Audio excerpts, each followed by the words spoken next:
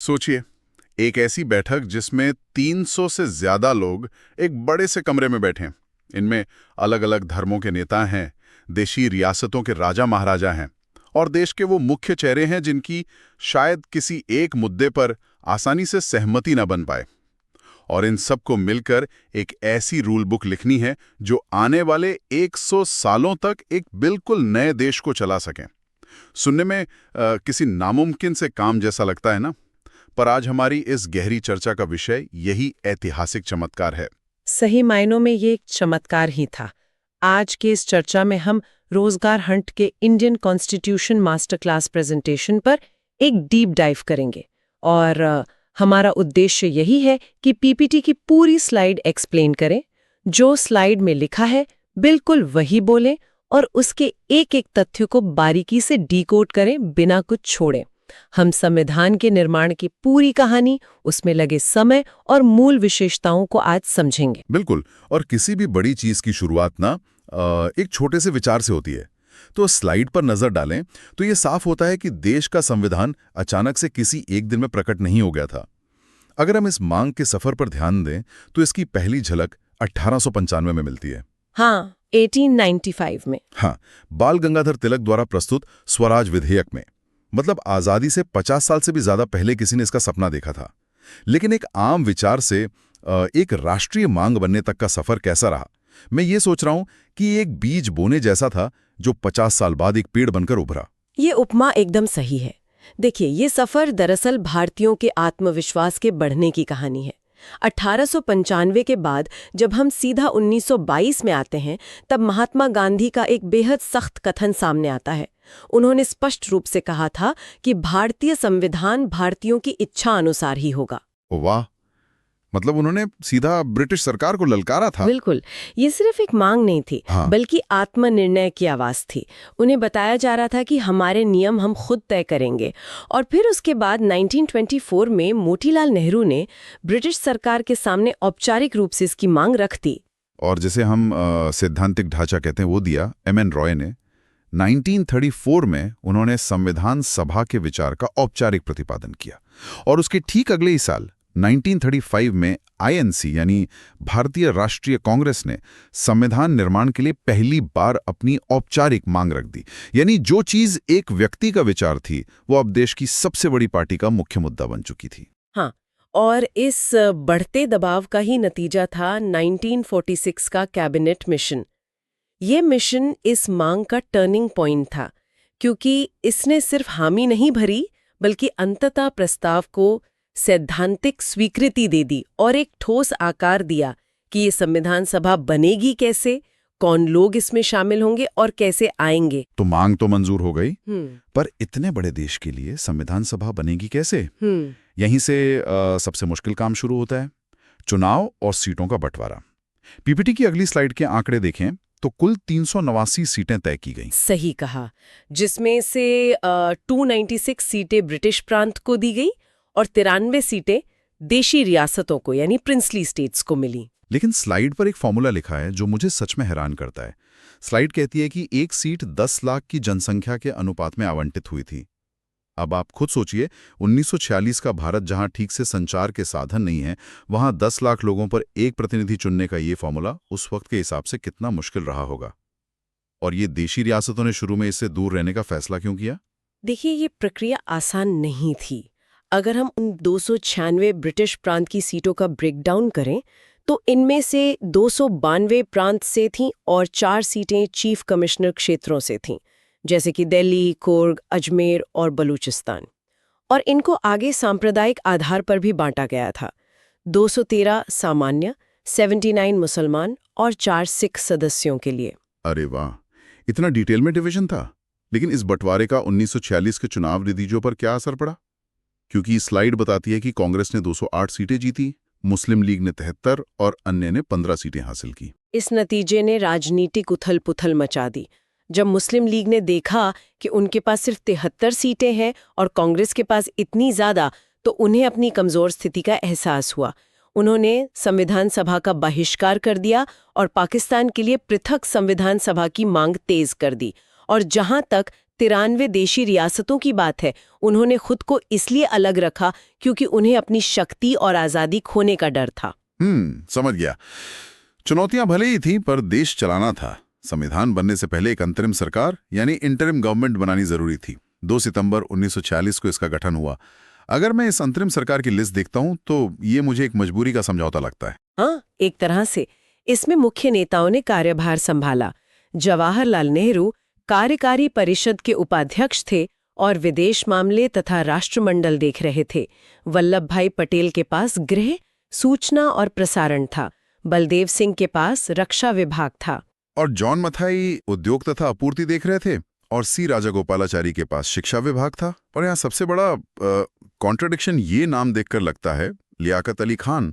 Slide कहती है कि मुस्लिम लीग के सदस्य को वित्त यानी फाइनेंस जैसा मुख्य विभाग दिया गया। यही तो पेच था, इसीलिए वहां ध्यान देने वाली बात लिखी है स्लाइड में। 26 अक्टूबर 1946 को मुस्लिम लीग के 5 सदस्यों को शामिल करके सरकार का पुनर्गठन हुआ था, ताकि दोनों पार्टियों के बीच किसी तरह का प्रशासनिक संतुलन बनाया जा सके। अच्छा, अब इस उथल-पुथल के बीच दिसंबर 1946 आता है, जब संविधान सभा की बैठकें शुरू होती हैं। यहाँ 3 महत्वपूर्ण दिन हैं, जिनमें पूरी शुरुआती प्रक्रिया सिमट आती है। 9 दिसंबर, 11 दिसंबर और 13 दिसंबर। हाँ, 9 दिसंबर 1946 को दिल्ली के पुस्तकालय भवन में प्रथम बैठक हुई, जिसमें 211 सदस्य उपस्थित थे। इस दिन डॉक्टर सच्चिदानंद सिन्हा को अस्थायी अध्यक्ष चुना गया। मैं ये पॉइंट हाईलाइट करना चाहूंगी कि डॉक्टर सच्चिदानंद सिन्हा सिर्फ 2 दिन के लिए अस्थायी अध्यक्ष थे, क्योंकि ठीक 11 दिसंबर को डॉक्टर राजेंद्र प्रसाद को स्थायी अध्यक्ष निर्वाचित कर लिया गया। ये दर्शाता है कि प्रक्रिया कितनी तेजी से और क्रमबद्ध तरीके से आगे बढ़ रही थी। उसी दिन एच.सी. मुखर्जी उपाध्यक्ष और बी.एन. राव संवैधानिक सलाहकार नियुक्त हुए। बिल्कुल। और इस सब में सबसे बड़ा दिन था 13 दिसंबर 1946, जब जवाहरलाल नेहरू द्वारा उद्देश्य प्रस्ताव यानी ऑब्जेक्टिव रेजोल्यूशन प्रस्तुत किया गया। ये पूरे संविधान का एक फिलोसॉफिकल बेस था। इसने संविधान का दर्शन तैयार किया। फिर 22 जनवरी 1947 को ये स्वीकृत हुआ और आगे चलकर यही प्रस्तावना का आधार बना। एक बार जब उद्देश्य साफ हो गया, तब काम को अलग अलग हिस्सों में बांटना जरूरी था। इतना बड़ा काम अकेले नहीं हो सकता था। मैं इसे एक मैसिव मॉडर्न कॉर्पोरेट प्रोजेक्ट से कंपेयर करता हूं, जहां अलग अलग स्पेशलाइज्ड टास्क फोर्सेस होते हैं।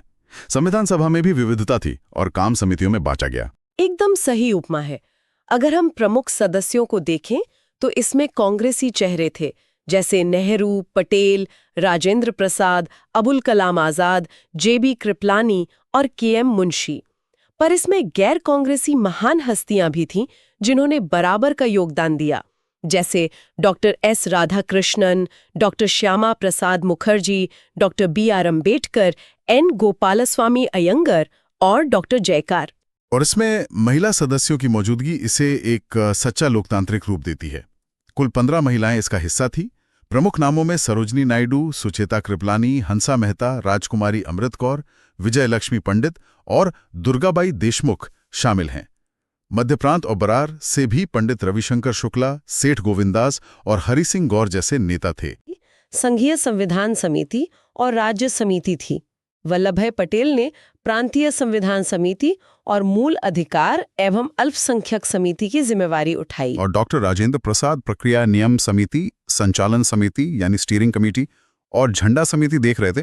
पर इन सभी टास्क फोर्सेस की रिपोर्ट्स को पढ़ना और उन्हें कानूनी रूप देना किसकी जिम्मेवारी थी? प्रारूप समिति की, यानी द ड्राफ्टिंग कमेटी। ये तो पूरे प्रोजेक्ट के एक तरह से आर्किटेक्ट थे। बिल्कुल। इस समिति का गठन 29 अगस्त 1947 को हुआ और इसके अध्यक्ष थे डॉक्टर बी.आर. अम्बेडकर। उनके अलावा इसमें 6 अन्य सदस्य थे। पहले एन. गोपाल स्वामी अयंगर, दूसरे के.एम. मुंशी, तीसरे अल्लादी कृष्णस्वामी अय्यर, चौथे सैयद मोहम्मद सादुल्ला, 5वें थे एन. माधवा राव जो बी.एल. मित्तर के हटने पर बने थे, और छठे सदस्य टी.टी. कृष्णमाचारी थे जो डी.पी. खैतान की मृत्यु के बाद बने थे। इन सभी समितियों ने लगातार महीनों तक काम किया। आइए अब उनके इस समय, मेहनत और खर्च के आंकड़ों पर गौर करते हैं जो स्लाइड में दिए हैं। कुल समय लगा 2 वर्ष, 11 महीने और 18 दिन, और कुल खर्च आया लगभग 64 लाख रुपए। आज के हिसाब से सोचें तो लगता है एक देश का इतना बड़ा नियम कानून बनाने में इतना कम समय और पैसा। पर उस वक्त के हिसाब से ये एक विशाल फिगर थी। सही बात है। और सिर्फ खर्च नहीं, मेहनत देखिए। संविधान के प्रारूप पर कुल 114 दिन विचार हुआ और लगभग 60 देशों के संविधानों का अवलोकन किया गया।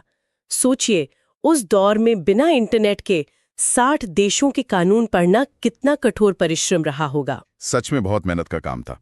फिर आती है अडॉप्शन टाइमलाइन, जहां मुझे स्लाइड देखकर एक डाउट होता है। यहां लिखा है कि 26 नवंबर 1949 को संविधान को अंगीकृत यानी अडॉप्ट किया गया, जिसमें कुल 395 अनुच्छेद और 8 अनुसूचियां थीं। पर वहां यह भी लिखा है कि उस दिन सिर्फ 15 अनुच्छेद तुरंत लागू कर दिए गए और बाकी संविधान के लिए 26 जन 1950 का इंतजार किया गया। ये फेज्ड इम्प्लीमेंटेशन क्यों? पूरा एक साथ लागू क्यों नहीं किया? संसद जैसे अत्यंत जरूरी मुद्दों पर थे। देश को चलाने के लिए इनकी तुरंत आवश्यकता थी। बाकी के संविधान के लिए 26 जनवरी की तारीख का ऐतिहासिक महत्व था, क्योंकि 1930 में उसी दिन पूर्ण स्वराज का प्रस्ताव पारित हुआ था। इसलिए 24 जनवरी 1950 को संविधान सभा की अंतिम बैठक हुई, जहां 284 सदस्यों ने हस्ताक्षर किए और फिर 26 जन 1950 को संविधान पूर्णतः लागू हुआ। ओह, अब लॉजिक समझ आया। वैसे इस टाइमलाइन में अन्य महत्वपूर्ण कार्य भी हैं जिन्हें अपनाया गया। 22 जुलाई 1947 को राष्ट्रीय ध्वज अपनाया गया। मई 1949 में राष्ट्रमंडल यानी कॉमनवेल्थ में भारत की सदस्यता का सत्यापन हुआ। हाँ, और ठीक 24 जनवरी 1950 को ही राष्ट्रगान जनगण मन और राष्ट्रगीत वंदे मातरम को भी अपनाया गया और उसी दिन डॉक्टर राजेंद्र प्रसाद को प्रथम राष्ट्रपति चुना गया। तो इतनी मेहनत, इतना पैसा और 60 देशों की रिसर्च के बाद जो फाइनल दस्तावेज तैयार हुआ, उसकी आखिर क्या खासियत है? पीपीटी की आखिरी और सबसे मेन स्लाइड हमें इसी द मास्टरपीस यानी भारतीय संविधान की मूल विशेषताओं की तरफ ले जाती है। इसमें कुल 17 कैरेक्टरिस्टिक्स हैं। बिल्कुल। पहला पॉइंट तो यही है कि ये सबसे विशाल लिखित संविधान है। मूलतः इसमें 395 अनुच्छेद, 22 भाग और 8 अनुसूचियां थीं और वर्तमान में 12 अनुसूचियां हैं। लेकिन इसके बाद के जो पॉइंट्स हैं ना, उनमें मुझे विरोधाभास दिखता है। दूसरा पॉइंट कहता है कि ये नम्यता एवं अनम्यता यानी रिजिड और फ्लेक्सिबल का समन्वय है। और चौथा पॉइंट कहता है कि इसका एकात्मकता की ओर झुकाव है आपातकाल में, जबकि ये ढांचा तो फेडरल है। एक ही वक्त पर कोई चीज नम्य और अनम्य कैसे हो सकती है और आपातकाल में वो एकात्मक कैसे बन जाता है? देखिए, इसके पीछे संविधान की व्यावहारिकता छिपी है। फ्लेक्सिबल होने का मतलब है कि कुछ कानून आसानी से बदले जा सकते हैं ताकि देश वक्त के साथ आगे बढ़े, और रिजिड होने का मतलब है कि मूल ढांचे को कोई आसानी से हिला ना सके। और जहां तक यूनिटरी बायस की बात है, साधारण दिनों में केंद्र और राज्य दोनों के पास शक्ति होती है, पर जब आपातकाल आता है तो आपातकालीन प्रावधान यानी भाग 18 के तहत पूरी शक्ति केंद्र के पास चली जाती है ताकि देश एक साथ मिलकर उस संकट का सामना कर सके। अच्छा, अब बात क्लियर हुई। स्लाइड में तीसरा पॉइंट धर्मनिरपेक्ष राज्य और पांचवा पॉइंट संसदीय शासन प्रणाली का है, और छठा पॉइंट एक स्वतंत्र एवं एकीकृत न्यायपालिका की बात करता है जिसके एपेक्स पर सुप्रीम कोर्ट है। हाँ, और इसके बाद आते हैं नागरिकों से जुड़े प्रावधान। 7वां पॉइंट है मौलिक अधिकार जो भाग 3 में है, और 8वां पॉइंट है राज्य के नीति निर्देशक सिद्धांत यानी डीएसपी जो भाग 4 में है। एक तरफ नागरिकों को अधिकार मिले हैं तो दूसरी तरफ सरकार को निर्देश दिए गए हैं कि उन्हें सामाजिक और आर्थिक विकास कैसे करना है। और इसके बाद 9वां पॉइंट है मौलिक कर्तव्य। ये बहुत दिलचस्प है कि ये शुरुआत में नहीं था। स्वर्ण सिंह समिति की सिफारिश पर 42वें संशोधन 1976 में इन्हें जोड़ा गया, यानी अधिकार के साथ साथ फर्ज भी याद दिलाए गए। सही कहा। फिर आगे स्लाइड बताती है एकल नागरिकता के बारे में। भले ही देश में अलग अलग राज्य हैं, पर नागरिकता सबकी सिर्फ एक ही है, भारतीय। इसे स्लाइड में पॉइंट 11 के रूप में लिखा गया है। और 12वां पॉइंट है सार्वभौम वयस्क मताधिकार, यानी 18 वर्ष से अधिक आयु के हर नागरिक को वोट देने का अधिकार। और इन सब में सबसे अलग जो है वो है पॉइंट 13 त्रिस्तरीय सरकार, केंद्र, राज्य और पंचायती राज। ऐसा 3 टियर गवर्नमेंट मॉडल विश्व के किसी अन्य संविधान में नहीं मिलता। ये वाकई एक अनूठा भारतीय समाधान है। बिल्कुल। और आखिरी पॉइंट्स इस पूरे दर्शन को समेट लेते हैं। लोकतांत्रिक गणराज्य, संप्रभु राज्य और समाजवादी व लोक कल्याणकारी राज्य, यानी एक ऐसा देश जो खुद मुख्तार हो, जहां जनता अपना नेता चुने और जो समाज के कल्याण के लिए काम करे। कमाल की दूरदृष्टि थी उन नेताओं की। तो आज हमने इस गहरी चर्चा में संविधान सभा के सफर से लेकर इन सभी तथ्यों पर एक संक्षिप्त चर्चा की है। पीपीटी की आखिरी स्लाइड रोजगार हंट चैनल की तरफ से एक अच्छी सलाह देती है कि इन सभी आंकड़ों और फैक्ट्स को बार बार रिवाइज करते रहें, क्योंकि इनमें डिटेल बहुत ज्यादा है। हाँ, रिवीजन जरूरी है। और इस डिस्कशन के अंत में मैं एक सोचने पर मजबूर करने वाला सवाल छोड़ना चाहूंगी। संविधान निर्माताओं ने उस दौर में 60 देशों के संविधान पढ़कर ये अनूठा